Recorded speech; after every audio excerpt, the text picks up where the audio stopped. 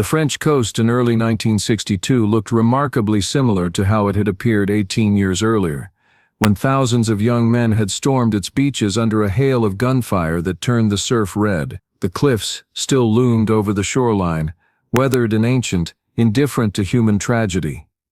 The bunkers remained, slowly crumbling monuments to a war that had reshaped the world. And now, nearly 2 decades after D-Day, Hollywood had arrived to recreate the largest amphibious invasion in military history for a film that would attempt the impossible, telling the story of June 6, 1944 with something approaching the weight and truth it deserved. The production of The Longest Day was itself a kind of military operation.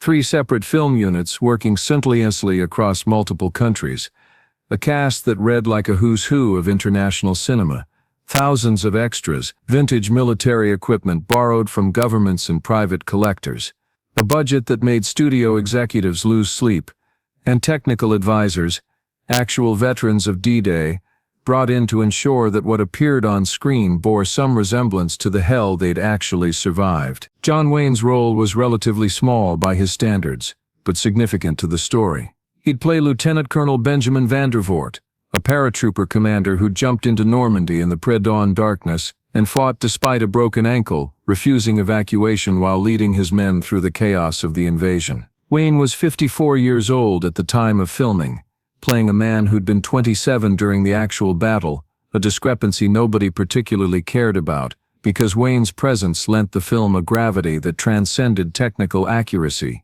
The first day, Wayne arrived on location in Normandy. The production coordinators had arranged the usual fanfare that accompanied major stars: press interviews, photo opportunities, meetings with local officials who were thrilled to have Hollywood royalty in their town. Wayne had endured it all with professional courtesy, shaking hands and smiling for cameras, playing the role of the gracious celebrity because that was part of the job. But something was different this time. Wayne seemed distracted in a way that crew members who'd worked with him before found unusual. He kept staring at the beaches, at the cliffs, at the remnants of German fortifications that still scarred the landscape.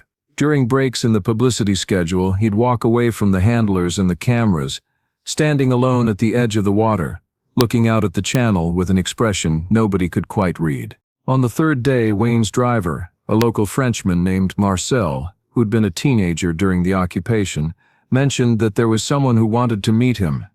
Not a reporter or a fan, Marcel explained carefully, but a veteran, an American colonel who'd actually been with the 82nd Airborne on D-Day, and who now lived in a small village about 20 kilometers inland. Wayne's immediate reaction was reluctance. He'd built a career playing soldiers but had never served in combat himself, a fact that sometimes created complicated feelings when he met actual veterans. During World War II, he'd been in his mid-30s with 4 children and a wife, granted a family deferment that kept him stateside making movies while other men his age were dying on foreign beaches. He'd done USO tours, sold war bonds, visited hospitals, all valuable contributions, certainly, but not the same as actually having been there, actually having fought. Meeting men who'd done the real thing always involved a delicate dance. Some veterans loved his war films and treated him like a hero. Others couldn't hide their disdain for an actor who'd made millions pretending to do what they'd done for a private salary. Wayne never knew which reaction he'd get, and the uncertainty sometimes made him uncomfortable in ways he'd never admit publicly. But Marcel was insistent in that gentle French way that made refusal seem impossibly rude. The colonel lived alone, Marcel explained. He'd lost his leg in Normandy and had chosen to stay in France after the war, unable to face returning to a normal American life after what he'd experienced. He rarely asked to meet anyone, but he'd specifically requested an introduction to Wayne. Just a short visit, Marcel promised, an hour at most. Wayne agreed, partly out of politeness and partly out of curiosity. They drove inland the following afternoon, winding through countryside that had been utterly devastated in 1944, but had since recovered into pastoral beauty. Hedgerows lined narrow roads, farms dotted the landscape, and church steeples marked small villages that looked like they'd been there forever, even though many had been rebuilt stone by stone after being reduced to rubble. The colonel's house was modest, A converted farmhouse with a garden and a view of fields that stretched to the horizon. Marcel knocked, and after a moment, the door opened to reveal a man in his early 50s, using crutches, his left pants leg pinned up at the knee. He had gray eyes that seemed to look through people rather than at them, and a handshake that was firm despite his obvious physical limitations. "Colonel Robert Matheson," he introduced himself. 82nd Airborne, 55th Parachute Infantry Regiment. Retired, obviously. He gestured at his missing leg with something that might have been humor or might have been bitterness. Wayne couldn't tell which. They settled in a small sitting room that smelled of pipe tobacco and old books. Matheson offered coffee, which his housekeeper brought in with the quiet efficiency of someone used to caring for a difficult patient. For several minutes they made awkward small talk, the kind of superficial conversation that happens when two men don't yet know what they're really there to discuss. Finally, Matheson set down his coffee cup and fixed Wayne with those penetrating gray eyes. "I'm going to ask you something, Mr. Wayne, and I'd appreciate an honest answer rather than the Hollywood version." Wayne shifted in his chair, suddenly wary. "All right. Why are you making this film?" The question hung in the air between them, heavier than it had any right to be. Wayne started to give the standard answer that it was an important story, that the world needed to remember that he was honored to be part of such a significant project. But something in Matheson's expression stopped him. The colonel had heard bullshit before and wasn't interested in hearing it again. Wayne took a breath and tried honesty instead. "I'm not entirely sure," he admitted. "The script is good. The director knows what he's doing. It's the kind of picture that might actually matter if we don't screw it up." He paused, choosing his words carefully. "But if I'm being completely straight with you, Colonel, there's also a part of me that wonders if I have any right to be here at all." Matheson's eyebrows rose slightly. "Go on." "I didn't serve," Wayne said flatly. "Not in the war, anyway. I was making movies while men like you were jumping out of airplanes over France. I've played soldiers my whole career, but I've never been one. Sometimes, when I meet actual veterans, I can see them thinking it, wondering why they should give a damn what some actor who stayed safe at home thinks about their war." It was perhaps the most honest thing Wayne had ever said to a stranger. Matheson studied him for a long moment, his expression unreadable. Then unexpectedly he nodded. "At least you're not bullshitting me. I appreciate that." Matheson reached for his pipe, taking his time, filling and lighting it. "You want to know what I think about actors making war movies?" "I'm not sure," Wayne answered truthfully, "but I suspect you're going to tell me anyway." That earned a thin smile. "I think most of them are garbage. Romanticized nonsense that turns war into an adventure story with a happy ending. Men looking heroic while they die prettily. Stirring music playing while they charge into battle. Everything wrapped up neatly so the audience can feel good about the whole mess." Wayne said nothing. There wasn't much he could say to that. "But here's the thing," Matheson continued, smoke curling from his pipe. "Most of us who were actually there can't tell the story properly. We're too close to it, too damaged by it. I've tried writing about Normandy a dozen times, and every time I end up staring at a blank page, unable to find words that don't feel either too much or not enough." He gestured with the pipe stem toward the window, toward the fields beyond. "I jumped into this country in the dark, Mr. Wayne. I landed hard in a field about 10 kilometers from where we're sitting. Broke my ankle on impact, got tangled in my chute, and spent 2 hours crawling through hedgerows while German patrols passed within meters of where I was hiding." Matheson's eyes had gone distant, seeing something 18 years in the past. "When I finally found my unit, or what was left of it, we were already in combat. Spent the next week fighting through this countryside, losing men every day, watching kids who'd been laughing and joking on the plane ride over get cut down before they'd fired a shot. On the 8th day, I took shrapnel in my leg during a counterattack. They couldn't save it." He paused, took a long draw on his pipe. "When they shipped me home, I had two options.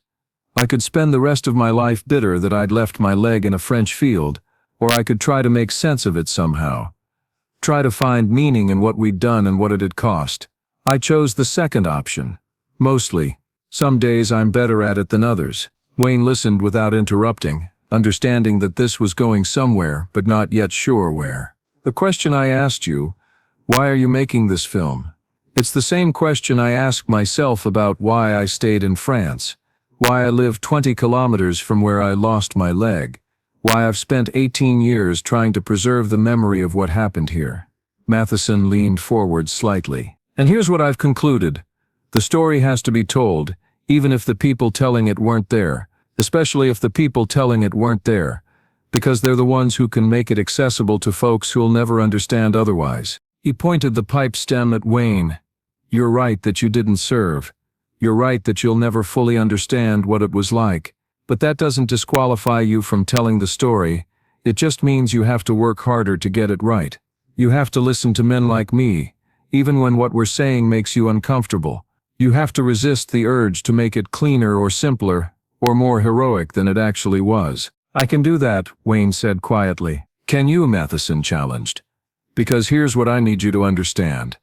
When you put on that uniform and play Vandervoort, you're not just playing a character in a movie. You're representing every man who jumped into Normandy that night. Every paratrooper who broke his ankle and kept fighting. Every officer who led his men into situations where the math said they shouldn't survive. The colonel's intensity was building now, years of pent-up feeling pouring out. Most of those men are dead, Mr. Wayne. The ones who survived are getting older, and eventually will all be gone. When that happens, films like the one you're making will be the only way most people know anything about what we did. That's a hell of a responsibility. Wayne met his gaze steadily. I know it is. Do you? Matheson's voice was sharp now. Because I've seen war movies that turned D-Day into a flag-waving spectacle, that made it seem like we all went charging up those beaches grinning and confident, that suggested the whole thing was some kind of grand adventure instead of the most terrifying experience of our lives. He set down the pipe with more force than necessary. I lost 37 men from my company in Normandy. 37 kids, because that's what they were, most of them barely 20 years old, who died in fields and ditches and burning buildings.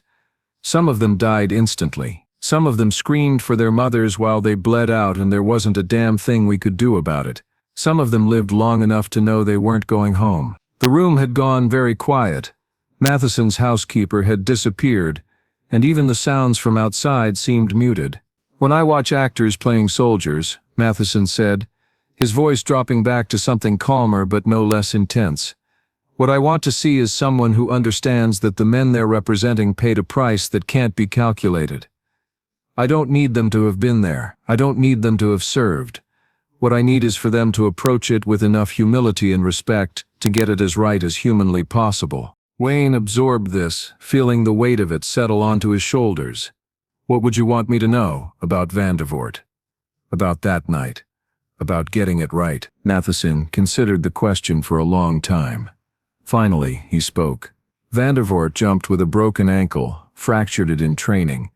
A few days before the invasion, he knew it was broken, and he jumped anyway because he wouldn't send his men into combat without him. That's not Hollywood courage, Mr. Wayne. That's a man who understood that leadership means you don't ask others to do what you won't do yourself. He shifted in his chair, adjusting the crutches that leaned against the armrest. When you play him, I don't want to see you grimacing dramatically to show the audience he's in pain. Pain is private in combat. You don't advertise it because your men are looking to you to be stronger than they feel. What I want to see is someone who's exhausted, who's hurt, who's probably scared shitless, but who keeps moving anyway because stopping isn't an option. Wayne was taking mental notes, storing away every word. And here's the most important thing, Matheson said. His gray eyes locked on Wayne's. Don't try to make him or yourself playing him into some kind of superhero. The real heroism wasn't in being fearless or invincible. It was in being terrified and broken and doing the job anyway. It was in making decisions knowing that some of your men would die because of those decisions and living with that for the rest of your life. The colonel's voice had dropped almost to a whisper. Every officer who survived D-Day carries the faces of the men who didn't. We see them when we close our eyes at night. We wonder if we made the right calls, if we could have saved more of them, if we deserved to come home when they didn't. That's what Vandervoort lived with. That's what every one of us lives with. Wayne sat with that knowledge, understanding that he was being given something precious and painful, a glimpse into a reality that most civilians never saw or understood. Why did you want to meet me? Wayne asked after a while. Why tell me all this? Matheson relit his pipe, which had gone out during his speech. Because I've watched your films, Mr. Wayne. I've seen how you carry yourself on screen, how you treat the characters you play. You're not perfect. Some of your war movies make me want to throw things at the screen. But there's something in the way you approach it that suggests you might actually give a damn about getting this one right. He blew out a stream of smoke. And because I'm running out of time to make sure the story get told properly, I'm 53 years old with one leg, a bad heart, and lungs damaged from too many years of smoking. The doctors give me maybe 5 years if I'm lucky. When I'm gone, I need to know that someone tried to tell it truthfully, even if they couldn't tell it perfectly. Wayne felt something catch in his throat. I'll do my best to honor that. Your best better be pretty damn good, Matheson replied, but there was no heat in it now. Because millions of people are going to see this film, and for most of them it'll be the only education they ever get about what happened on those beaches. You screw it up, and you dishonor every man who died there. You get it right, and you give those men something they never got in life, a chance to have their story told in a way that matters. They talked for another 2 hours. Matheson shared stories about the invasion, about his men, about the mistakes and the miracles and the sheer chaos of combat. He showed Wayne photographs of his company, pointing out faces and telling stories about kids from Iowa and Texas and New York who'd never made it home. He described what it felt like to jump into occupied territory, to fight through hedgerows, to watch friends die and keep moving because stopping meant everyone died. Wayne listened to all of it, asking questions when appropriate, staying silent when that seemed right. He'd done research for war roles before, talked to military advisors, read historical accounts, but this was different. This was personal testimony from someone who'd been there, who'd paid in blood and bone for the right to speak authoritatively about what war actually meant. As Wayne was preparing to leave, Matheson stopped him at the door. One more thing, the colonel said. When you're on that set surrounded by extras and cameras and directors yelling cut, remember that for us, there was no cut, there was no second take. No script to tell us what happened next, no stunt coordinator to make sure we landed safely.